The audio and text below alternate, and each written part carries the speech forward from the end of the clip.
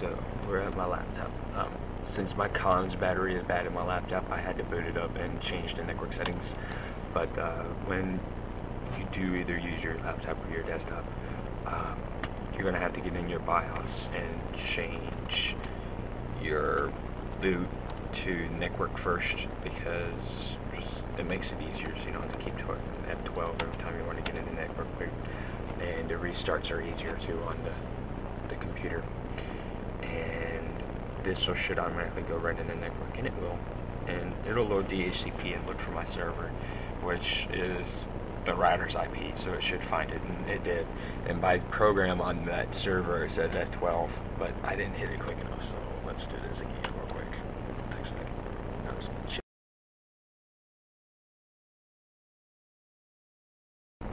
There, F12.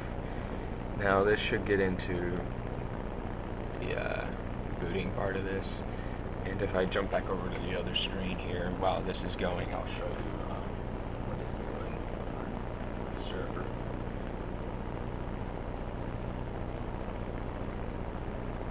Now it's transferring data over to my laptop, which you can watch on the server screen and as well as this screen. Down here it shows the IP address of the server, which I used my local IP of my router and the IP address of the server to set this up. But, that's the only way I could get it to work on my network, which is probably because my router is such a strict little guy. It doesn't like to let anything in unless it's basically told 1,000,002 times to let something pass. So I'm also running it through a switch here too, so the computer is being run through a switch as well as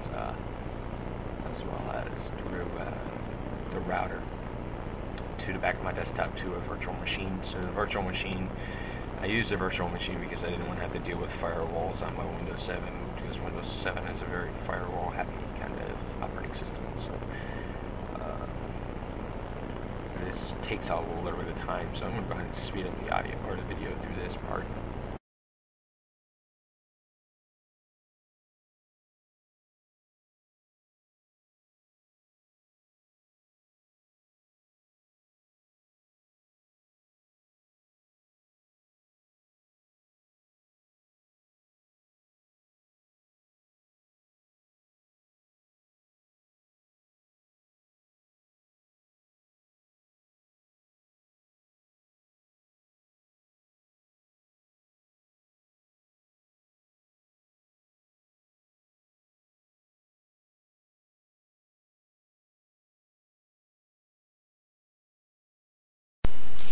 Alright, so I'm going to let my Cam Studio here do the recording of my voice, because my camera likes to hum while recording audio. So let's go ahead and do this part.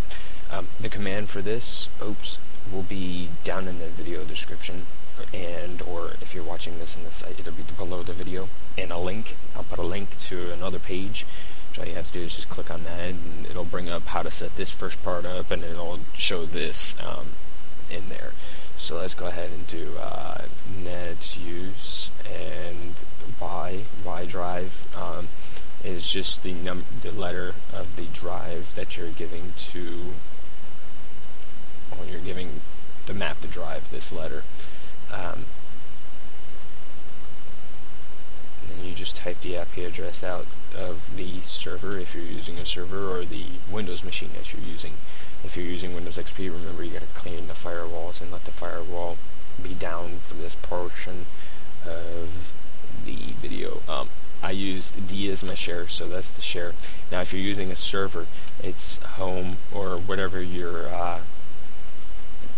domain name is. So if you're using a school and it's just like classroom, you'll type classroom, just the domain name. So not the entire, like if you're using local.classroom, don't use local.classroom, just use classroom.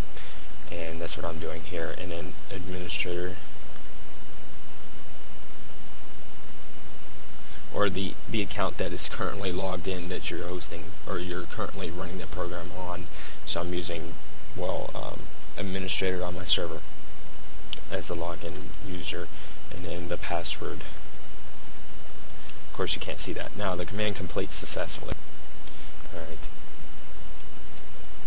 Alright, I'm in the Y drive here. I typed something wrong.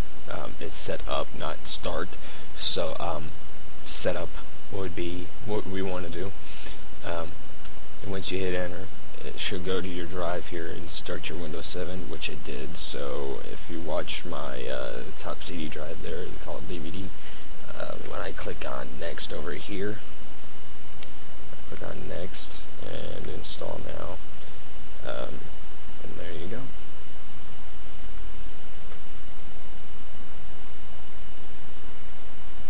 And my laptop screen is cracked on the side, so I only got a half of the screen to use, but it works.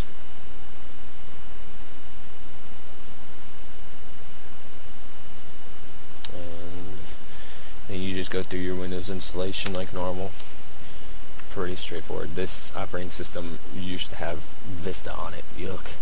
So we're just going to create a whole new drive there. I've already formatted before, so this is now copying Windows files right over my connection here. So that's pretty much it. That should be what you need to do to get your Windows 7 there to or your blank hard drive on your laptop that doesn't work to actually start working for you. I want to show you this switch, the way how much it's blanking the transfer here, transferring data between the two connections, which doesn't, it's not that much, so it's not going to bog down your network that much, but if you do have a very slow network at your house, I advise getting a switch and just connecting the back of your desktop to, or the main computer to the back of the switch, and then right to the laptop, and so that way you don't have to go to your firewall or your router or whatever, but you're gonna have to do more IP finding that way, but this should work. So let me know if you need any help. Send an email or get on the forums. I did a forums page now, so forums page should pretty much be able to help you cover that issue. Be the first one to put a forums up about this issue, or I'll comment back on that forum page to your issue that you're having and try and help you out, rather be by remote access or over the phone, or by email or SMS or IM for say Yahoo, AOL, Live, any of those instant messengers that you would probably use. I have, so I can help you out over this. So just let me know if you want me to make a video on anything. Let me know also. So while this is installing, I'll just go ahead and leave the camera going. But or actually, you guys should have pretty much know how to install Windows, I would hope. But I will cut this camera back on to show the restart and the continue of the installation of Windows 7, and then as soon as Windows 7 gets installed, it'll be the end of this tutorial. So this should be pretty simple for y'all. Alright.